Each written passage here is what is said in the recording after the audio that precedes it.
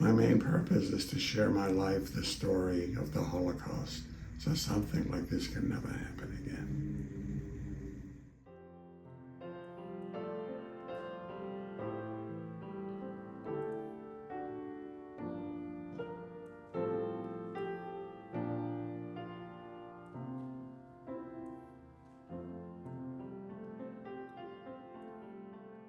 Because I used to wait for my father to come back from work, and used to cross this wooden bridge that took you from one side of the ghetto to the other.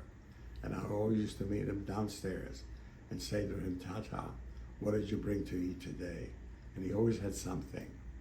I was allowed to go downstairs during the day, and the first thing that I would see would be dead people. These are the people that died the night before. And usually a wagon pulled by two men would come and pick up the dead bodies, remember. But one morning as we were waking up, the German soldiers were coming through the buildings looking for stragglers. So they pointed their rifles at us. They took us, put us into a truck and took us to the train station. And eventually the train started pulling in. They piled us into the cattle cars. There was no place to sit. You just had to stand. How many people, I have no idea, but it was horrible. The odor, the smell from the people just being so close. For toilet purposes, they gave us a bucket. The coppers were screaming and yelling at us, Schnell, schnell, alle Leute raus, means everybody out. Then they took us to our sleeping area, and they took roll call after roll call. And there was such a horrible smell in the place. It's a smell that I have never forgotten. At that time, we didn't know what it was, and I didn't know until after the war, but it was the crematorium. I was so hungry, and there was no food to eat. Our main meal was noon. We got soup. The soup was made out of all the garbage that the Germans didn't want. And when you're hungry, you'll eat anything that's put in front of you. Every day I would think about food, every minute, and thinking, where am I going to get my next meal? Every morning we had a roll call, and this one particular morning, they took my aunt. I had no idea where she was going, and I found out after the war that they took her for experiments. I never saw her again. And two men walked in, and they started pulling up the floorboards, and they saw me sitting there, so they took me along.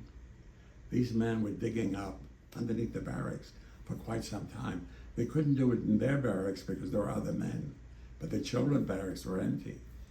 So they took me underneath the barracks. We couldn't sit. I lay there from the 17th of April till the 22nd of April. No food, nothing to eat, nothing to drink.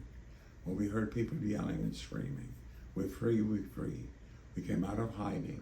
So the Russians were handing out food, and I grabbed as much as I could, and I started eating as fast as I could. I was so hungry.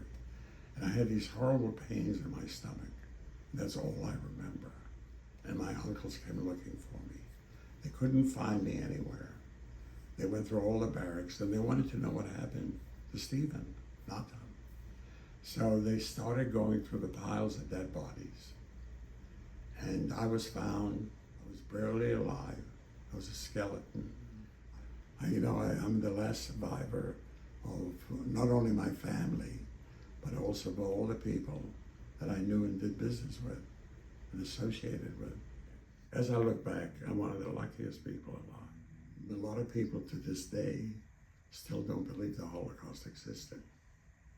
So I hope that my message is something that would help people understand what the Holocaust was all about.